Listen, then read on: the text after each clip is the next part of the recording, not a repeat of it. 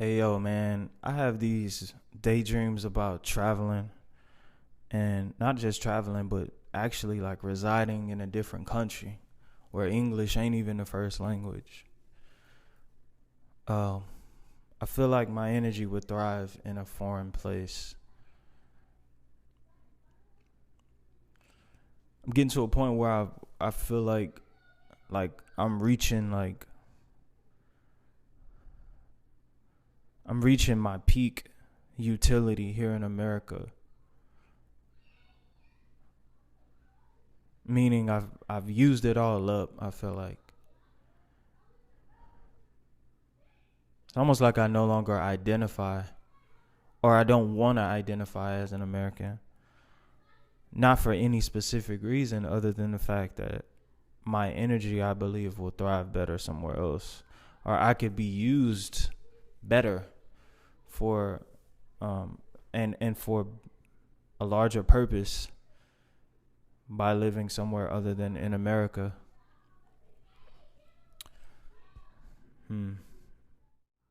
I've always been attracted to different cultures, different ways of being and connecting to source and their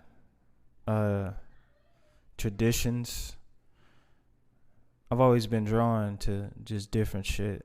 I guess I'm sort of like tired of daydreaming about traveling there.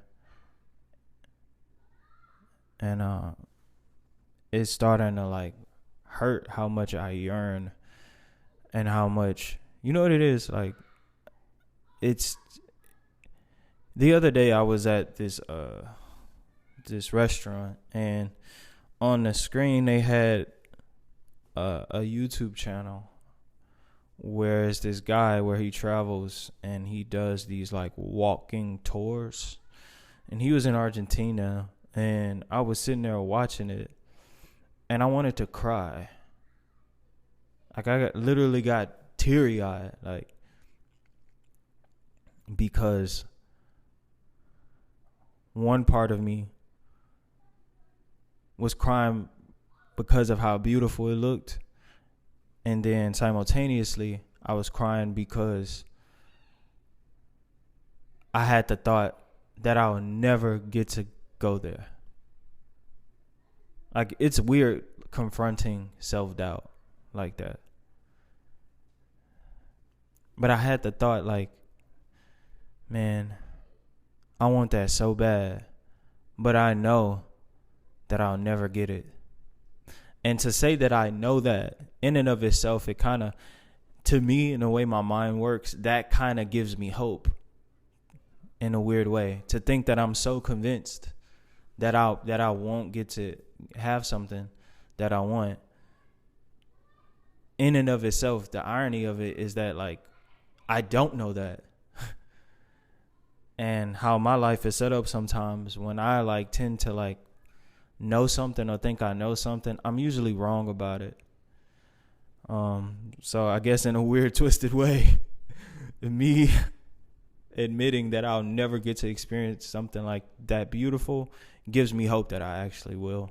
Ever feel like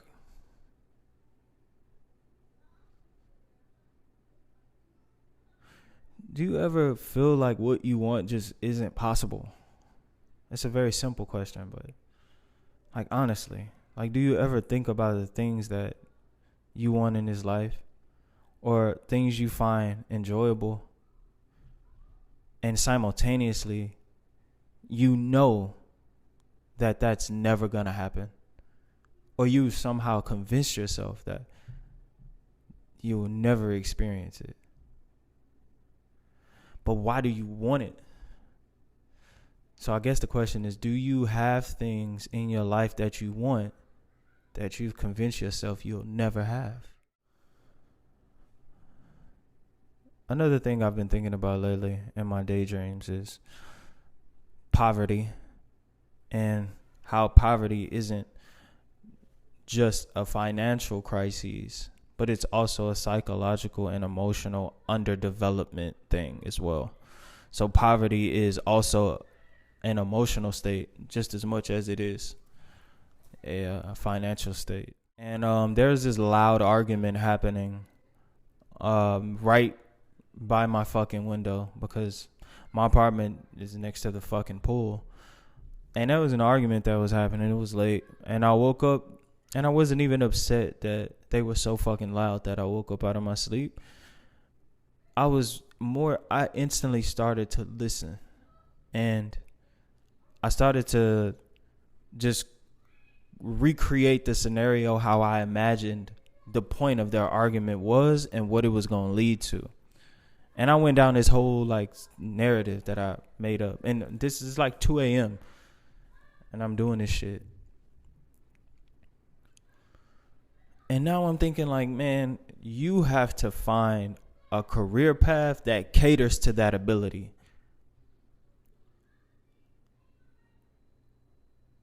I have to find a career path that caters to my introspection and my ability to psychoanalyze and psycho-ideate on any given thing at any given moment. I have to find a career path that caters to that. Otherwise, speaking of, poverty, impoverished mentality, that will always be in the back of my mind. I'll always have a poor person's ideation. Ideation is a word that I learned this morning that I'm going to start using more often. I like the way that sounds. Yeah, it's a conundrum. Really bewildering. The internal process is so systematic and it's so mechanical and yet so multi-hyphenated all at once. So it's one thing, but yet the one thing can function in a multitude of variations. But it's still just one thing. And it creates this interconnected, complex system that's happening internally in the process of these psychological ideations. And they can happen at the drop of a dime. So by default, music can be created with this ability, with this ideation type.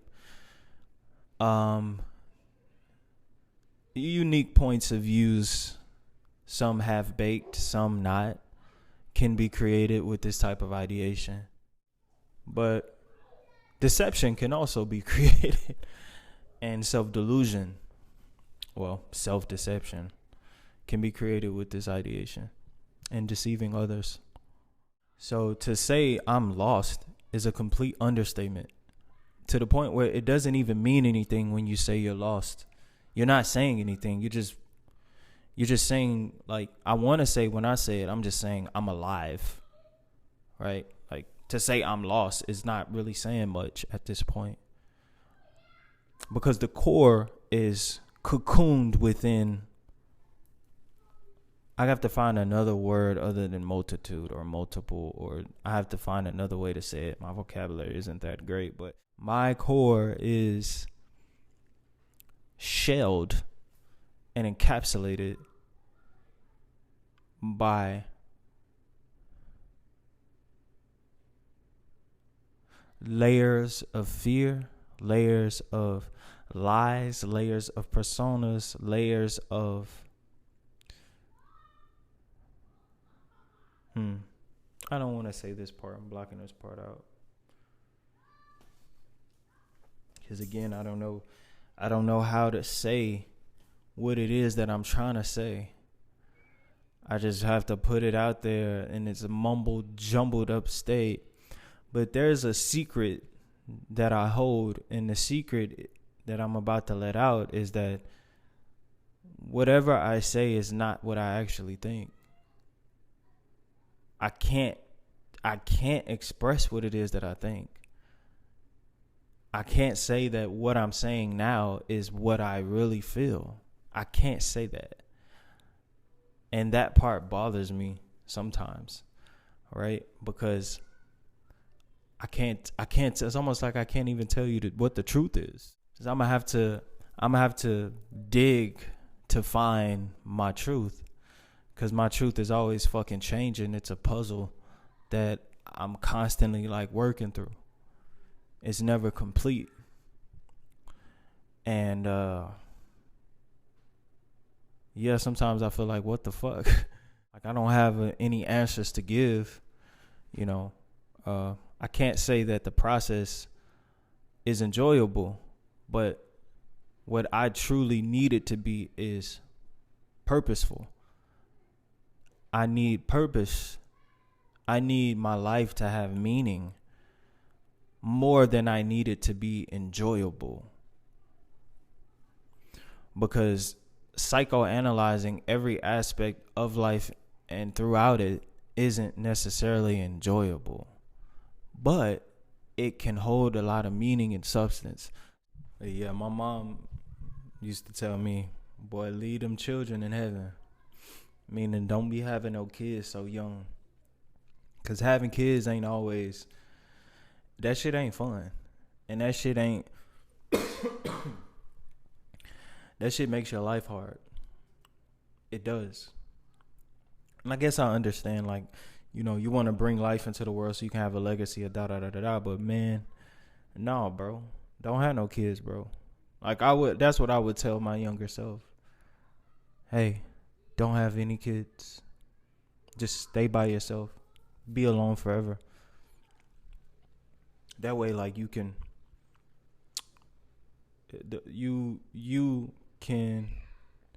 hold yourself more accountable. Because having a kid, you start to, like, blame your kids as to why you're a better person. You start to put a lot of shit on kids. Like, you put your entire existence, you put the weight of your entire existence and all the bad shit that happened to you, you put that into your children when you fucking make your child your life. I feel like it ends up damaging the child even more when you do that. Because the child ends up growing up like simultaneously like resenting you because they're so dependent on you for emotional validation. My time in therapy was, I don't want to say it was pointless, but I ended it because I felt as though what I expected just wasn't what I got. My nature and the objective of the therapist were on two completely different planets, to the point where, put it like this, I wasn't able to stop acting. She didn't break the spell. She couldn't see through the veil that I tend to put up. Can you see through the veil? Can you see through the veil, honestly? And if you can, tell me what you see. Tell me. Because I don't think you can. Can you see through the veil? Honestly. Tell me what you see if you can see through the veil. What is it? I don't think you can. So I ended the therapy session because of that. Well, I ended going to therapy. That therapist specifically. I'll find another one. I might find someone who's a little bit more who has a point of view that cuts, not that goes around, but cuts through, because that's the way I psychoanalyze things. I cut through and penetrate. I like to penetrate things mentally.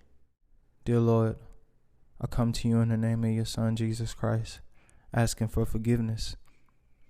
Please, Lord, forgive me.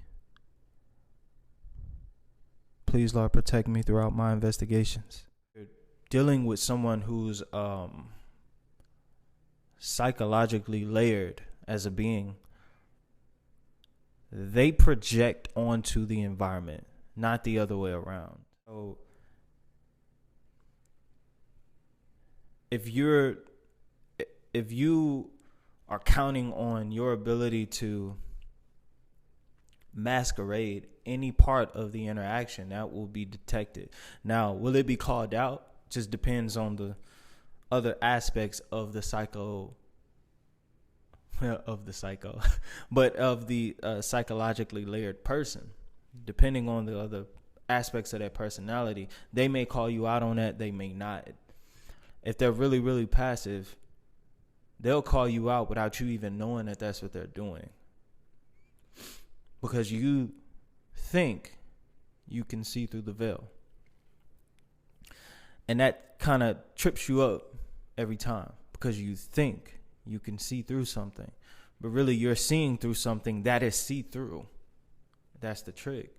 Can you see through something that's dense, that has layers to it? Or can you only see through water? Can you see through earth? Can you penetrate earth? No. I don't think you would want to, if we're speaking religiously. You would want to see through earth. I don't think you would want that. The quietude on the estate, the quietude of the psychological landscape. Aloneness is way better than being crowded by a bunch of other energy. The capacity to introspect, this has to, is what the mirror has to reflect, not just what or whom you project, the things you pick up, the things you accept when you're face to face with those affairs that happen every day. The bus in transit, the cars in transit, penetrating ponderings of what this person is about, where they come from, where they're going, what their sex life is like. This nosy nose, these hearing eyes. You know, you see something and it impacts you somewhere in your head. It hits you. Sometimes the ugliest thing hits your eye the hardest. It's rare that something is beautiful that it strikes your eye. It usually, like, something beautiful usually caresses your eye. It doesn't strike you, though. And as someone who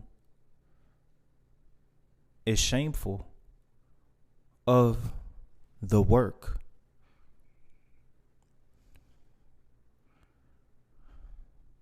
it creates a point of view that is perverted. It creates a point of view that can go forward and backward, and it can be the same. It creates the backwards review. It goes through the layers. The first layer which is obviously is the first layer, so it's the most superficial part. It's the outer, the literal shell. It's the presentation. It goes through that layer, and then all the different limbs connected to that layer. And that has to be expressed first. Right? That has to be expressed first. And then it dies, right? It goes underground, if you will. It passes over. And then the second layer comes of the defense, right? It has to come after as a reactionary tale. The defense layer. And through that defense layer, obviously, ego is involved in that. Ego protects the persona. So the ego comes in, and then you have to then navigate that terrain of confusion of self. Because it's twofold. It's the backwards review. So the tail end of the ego is the absence of it. So you face the ego in those manifestations, and then you face the consequences of the ego death. In that third layer, because 3 is the completion, because 3 can be a 9, which is, I'm not going to get into that. The third layer, the completed layer,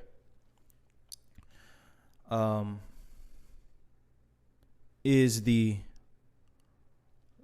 raw nerve.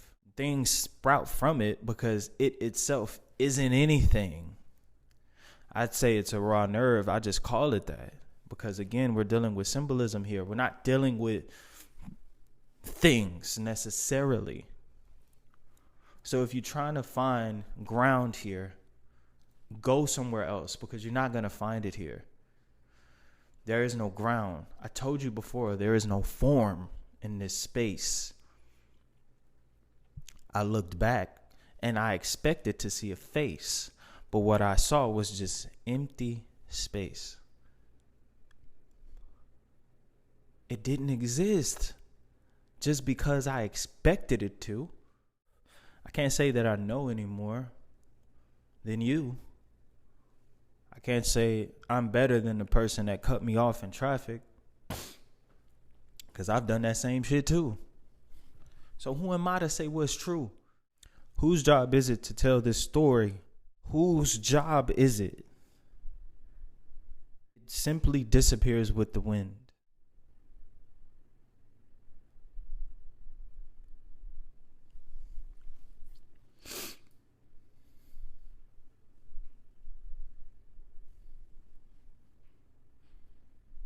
It's rare something that's beautiful strikes you and hurts. It's really rare. But when it happens, ooh, you can't get enough. How can something so subtle, so fragile, be so tough and so rough with you? Rough with